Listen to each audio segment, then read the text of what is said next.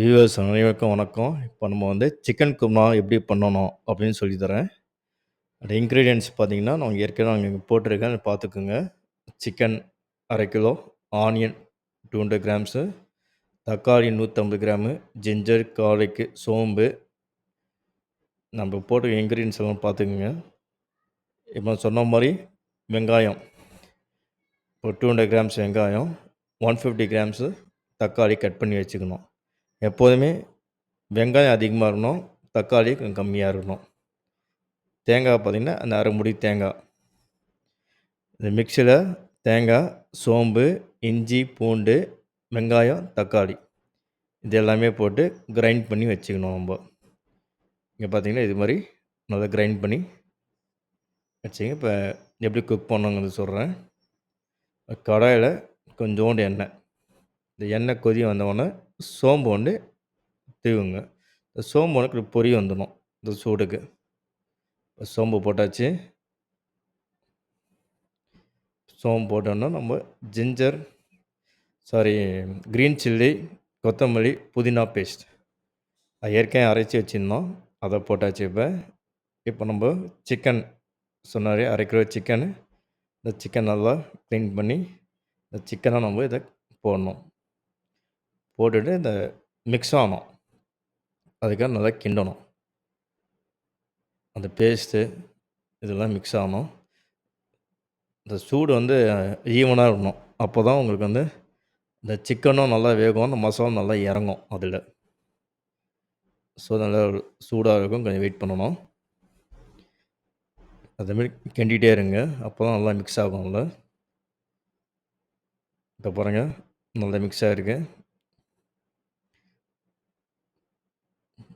இங்கே பார்த்தாவே தெரியும் அது.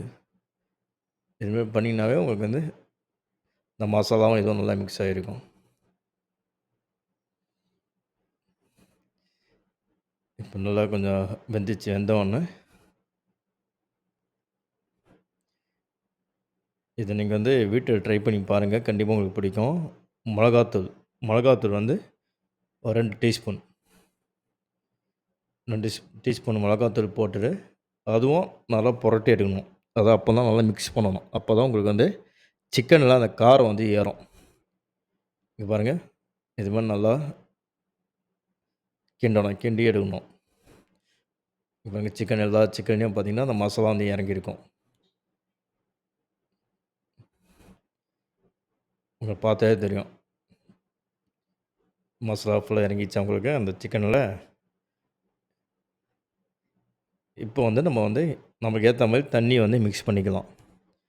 இப்போ வந்து நமக்கு வந்து தண்ணி அதிகமாக வேணும், இல்லை கிரேவி எனக்கு செமி கிரேவியாக வேணும்னா அதுக்கேற்ற மாதிரி நீங்கள் தண்ணி மிக்ஸ் பண்ணிக்கோங்க. இப்போ நாங்கள் வந்து தண்ணி கொஞ்சம் அதிகமாக போட்டிருக்கோம். ஏன்னா எங்களுக்கு கொஞ்சம் வந்து தண்ணியாக வேணுங்காக நம்ம கொஞ்சம் குருமா கொஞ்சம் தண்ணியாக வேணுங்காக நாங்கள் தண்ணி அதிகமாக போட்டிருக்கோம். இப்போ தண்ணி அதிகமாக ஏன் போடணும்னு பார்த்தீங்கன்னா சிக்கனும் சீக்கிரமாக வெந்துடும். இப்போ பாருங்கள் எல்லாம் மிக்ஸாக இருக்குது. இப்போ திரும்பி இன்னொன்று கிண்டணும். இது மாதிரி கிண்டி விடணும்.